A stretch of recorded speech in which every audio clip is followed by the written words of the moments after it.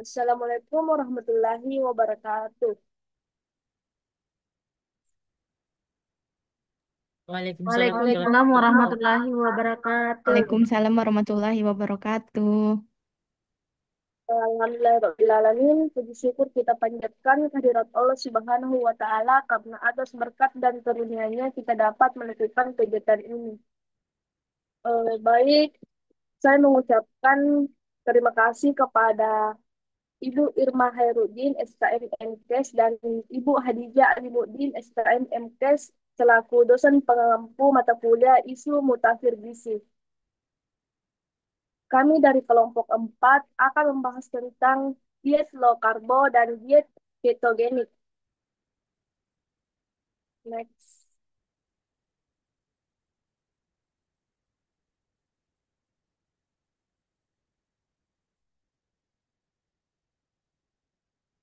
next slide. Baik, adapun anggota kelompok yang pertama Nur Ilahi Amir, yang kedua Atri Mujlisa S, yang ketiga Sari Bulan, yang keempat Salsabila Andriana, yang kelima Asriana Sesandiri, dan yang terakhir Inas Butsena Ruslan.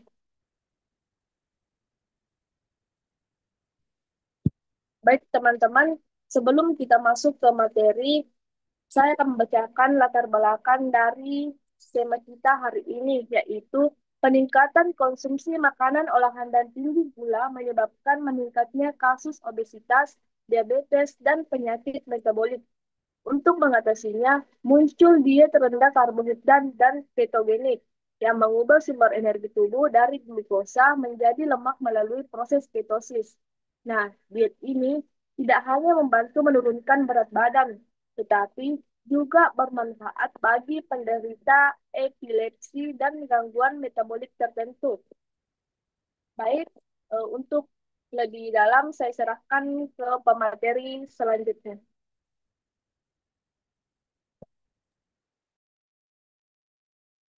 Baik, terima kasih atas kesempatan yang diberikan kepada saya. Jadi di sini saya akan menjelaskan pengertian dari diet low karbo dan diet ketogenik.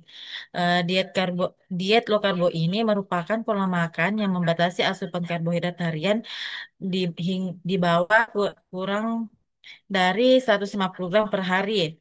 Dan diet ketogenik ini merupakan bentuk yang lebih ketat dari diet rendah karbohidrat. Diet ini membatasi karbohidrat hingga kurang dari 50 gram per hari dengan proporsi lemak yang sangat tinggi yaitu 70-80% dari total energi, protein sedang 15-20% dan karbohidrat yang sangat rendah yaitu 5-10%. Adapun perbedaan utama antara kedua diet ini yaitu diet low karbo ini lebih fleksibel dan mudah diterapkan dalam jangka panjang. Sedangkan diet ketogenik ini memerlukan pemantauan lebih ketat agar tetap aman dan efektif. Saya sarankan ke materi selanjutnya.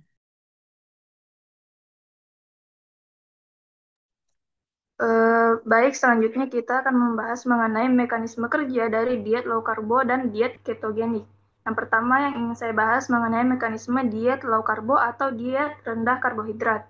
Jadi diet rendah karbohidrat ini bekerja melalui perubahan metabolik yang cukup mendasar. Saat asupan karbohidrat dikurangi secara signifikan, tubuh tidak lagi mengandalkan glukosa sebagai bahan bakar utama sehingga terjadi pergeseran energi menuju oksidasi asam lemak dan pembentukan badan keton. Penurunan pasokan glukosa mengurangi kebutuhan dan sekresi insulin. Kadar insulin yang lebih rendah ini melepaskan hambatan terhadap lipolisis sehingga jaringan adiposa memecah trigliserida menjadi asam lemak bebas yang kemudian dioksidasi oleh jaringan perifer dan diubah sebagian menjadi keton di hati. Hasilnya, penurunan glukosa darah dan HbA1c pada pasien diabetes serta pengurangan simpanan lemak tubuh termasuk lemak visceral yang terlihat sebagai penurunan berat badan dan lingkar pinggang. Perubahan pada metabolisme lipid juga mengikuti pola ini dengan sedikit glukosa dan insulin yang lebih rendah. Hati memproduksi lebih sedikit VLDL sehingga kadar trigliserida darah menurun. Sementara peningkatan oksidasi lemak dan perubahan komposisi lemak makanan mendukung kenaikan HDL. Konsentrasi LDL total seringkali tidak berubah tajam, tetapi komposisi partikelnya dapat bergeser ke partikel LDL yang lebih besar dan kurang aterogenik pada beberapa orang. Secara fisiologis, juga terlihat efek cepat berupa kehilangan glikogen cairan serta peningkatan rasa kenyang dari asupan protein atau lemak yang relatif lebih tinggi dan efek anorektik beberapa keton. Namun, mekanisme ini datang dengan konsekuensi klinis dan batasan berupa adaptasi metabolik jangka panjang dan rendahnya kepatuhan terhadap pola diet yang ketat dapat mengurangi manfaat yang akan dijelaskan di slide berikutnya.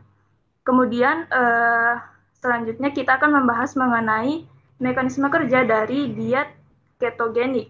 Jadi diet ketogenik bekerja dengan mengubah sumber energi utama tubuh dari glukosa menjadi lemak melalui proses yang disebut dengan ketogenesis.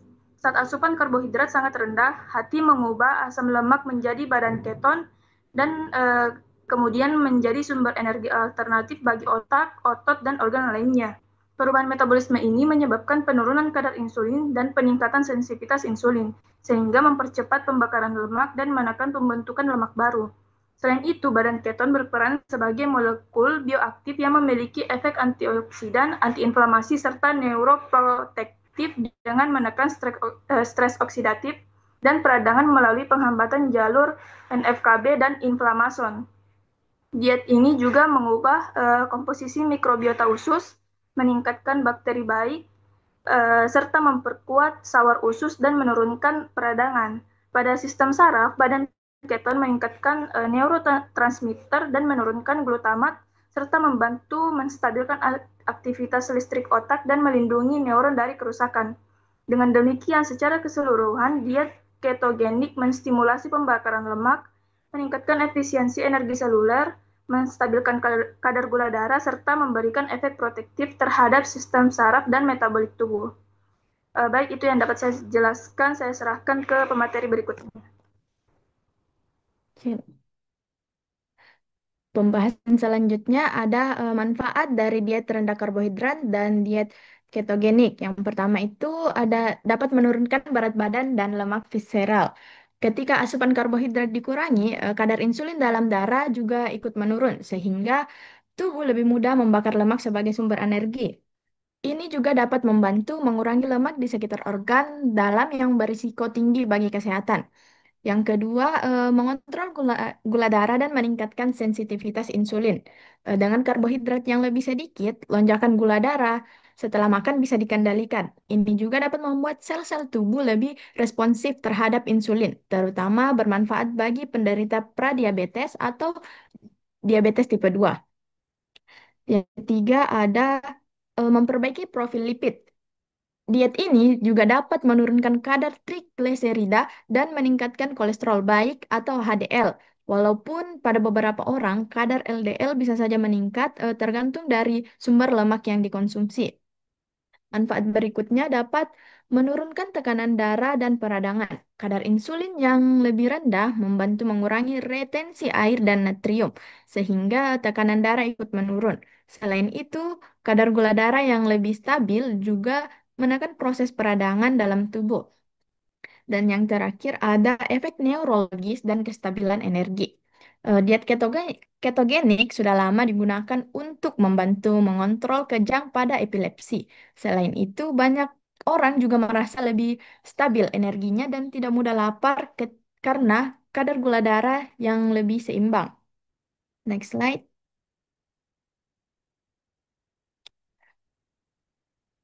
Sekarang ada resiko dari diet rendah karbohidrat dan diet ketogenik. Yang pertama itu peningkatan kolesterol LDL dan risiko jantung. Pada sebagian orang, terutama yang banyak makan lemak jenuh, kadar kolesterol LDL bisa naik cukup signifikan. Kalau orang tersebut punya riwayat penyakit jantung, hal ini bisa meningkatkan risiko kardiovaskuler dalam jangka panjang. Yang kedua ada gangguan keseimbangan zat gizi. Karena banyak makanan berkarbohidrat dibatasi, asupan serat, vitamin B, magnesium, dan kalium bisa berkurang. Ini dapat menyebabkan sembelit atau kekurangan mikronutrien tertentu. Yang ketiga ada hilangnya massa otot. Kalau asupan protein kurang atau tidak dibarengi dengan latihan fisik, tubuh bisa memecah protein dari otot untuk energi sehingga otot melemah. Berikutnya ada fase adaptasi atau keto flu. Di awal diet, beberapa orang mengalami lelah seperti sakit kepala, mual, dan susah fokus karena tubuh sedang beralih dari menggunakan glukosa ke lemak sebagai sumber energi. Terus yang kemudian juga ada resiko pada ginjal dan hati. Asupan protein dan lemak tinggi bisa membebani ginjal dan hati serta memicu batu ginjal dan penurunan kepadatan tulang. Pada pengguna insulin, pengurangan karbohidrat tanpa penyesuaian obat dapat menyebabkan hipoglikemia atau gula darah terlalu rendah. Yang terakhir itu ada kesulitan mempertahankan diet serta efek psikologis. Karena pola makannya sangat ketat, jadi banyak orang merasa sulit bertahan lama. Kadang juga dapat menimbulkan stres atau berat badan yang naik turun karena efek dietingnya. Mungkin itu saja yang dapat saya sampaikan. Saya serahkan kepada pemateri selanjutnya. Baik, selanjutnya saya akan menjelaskan tentang kelompok yang disarankan dan kelompok yang tidak disarankan untuk menjalani diet low karbo dan ketogenik. Nah, yang pertama itu kelompok yang disarankan ada obesitas atau overweight. Nah, individu dengan berat badan berlebih merupakan kelompok yang paling banyak mendapatkan manfaat dari diet rendah karbohidrat maupun ketogenik. Pembatasan karbohidrat dapat meningkatkan pembakaran lemak sehingga dapat mengurangi nafsu makan serta memperbaiki sensitivitas insulin. Yang kedua yaitu penderita diabetes tipe 2. Nah, diet rendah karbohidrat ini telah terbukti efektif dalam menurunkan kadar glukosa darah dan kebutuhan insulin atau obat antidiabetes. Dengan mengurangi asupan karbohidrat, tubuh menurunkan lonjakan darah pasca makan dan sehingga membantu mengontrol resistensi insulin. Yang ketiga yaitu pasien dengan sindrom metabolik. Sindrom metabolik terdiri atas kombinasi beberapa kondisi seperti obesitas, tekanan darah tinggi, kadar trigliserida tinggi, kadar HDL rendah, dan resistensi insulin. Diet rendah karbohidrat ini dan diet ketogenik terbukti membantu memperbaiki hampir seluruh parameter tersebut. Selanjutnya ada penderita epilepsi refraktor. Nah, diet ketogenik ini pertama kali dikembangkan sebagai terapi untuk epilepsi yang tidak merespon obat anti kejang. Kondisi ketosis terbukti dapat mengurangi frekuensi dan intensitas kejang. Nah, yang kelima yaitu pasien uh, dengan PCOS. Pada wanita dengan PCOS, diet ketogenik dapat membantu menurunkan berat badan, memperbaiki resistensi insulin, serta menyeimbangkan hormon reproduksi seperti hormon testosteron. Hasilnya, siklus menstruasi menjadi lebih teratur dan risiko infertilitas berkurang. Diet ini dianggap bermanfaat terutama pada penderita PCOS yang mengalami obesitas. Next slide.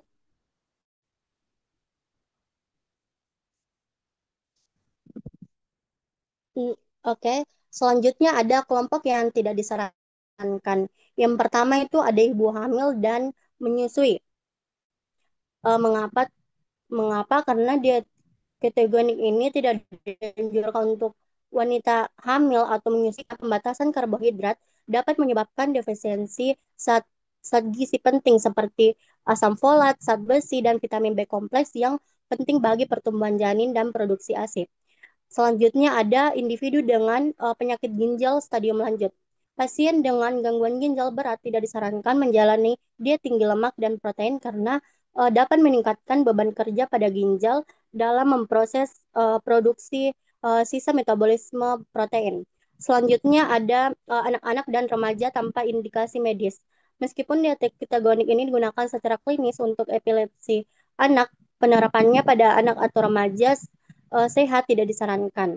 Yang kelima itu atau yang terakhir ada individu dengan riwayat gangguan makan. Orang yang memiliki riwayat anereksis, bulimia atau gangguan makan lainnya tidak disarankan menjalani diet ketat seperti low karbo atau keto. Pola makan yang terlalu restriktif aktif dapat memicu kambuhnya perilaku makan tidak sehat dan memperburuk kondisi psikologis. Cukup sekian dari saya serahkan ke pemateri selanjutnya. Baik, selanjutnya efektivitas dibanding diet lainnya. Lebih cepat turunkan berat badan 1-3 kilo dalam 3-6 bulan pertama.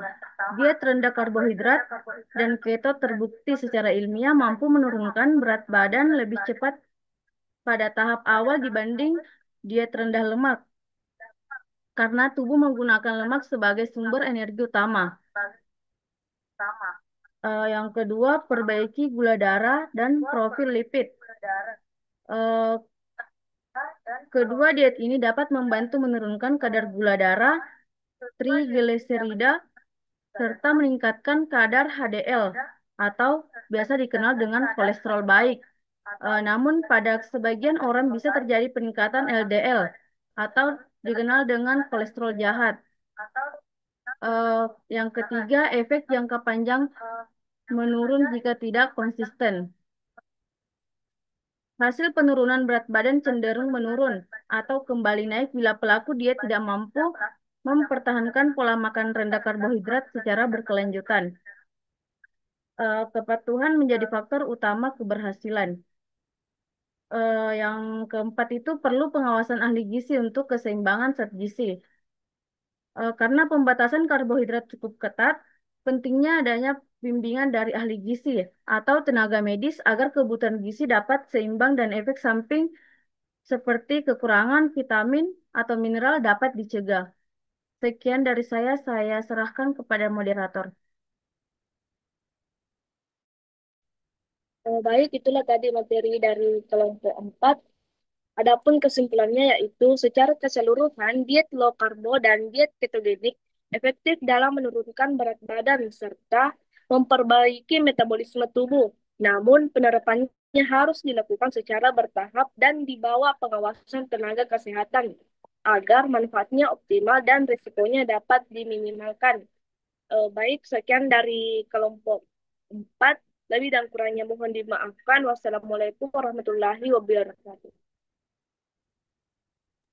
Waalaikumsalam Waalaikumsalam warahmatullahi warahmatullahi wabarakatuh. wabarakatuh.